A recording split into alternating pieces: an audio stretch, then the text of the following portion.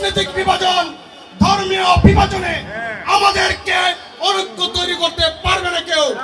আমরা বাংলাদেশে কোন সংখ্যালঘু, কোন সংখ্যা করে দেশে চলবে না। আমরা বাংলাদেশে এই মৃত্তিকার সন্তান। আমরা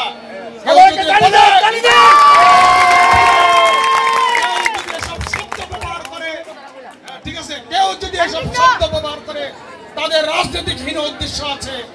আমি স্পষ্ট ভাষায় বলতে চাই, বিএনপির কর্মী হিসাবে এসেছে, আপনারা এই দেশের সন্তান।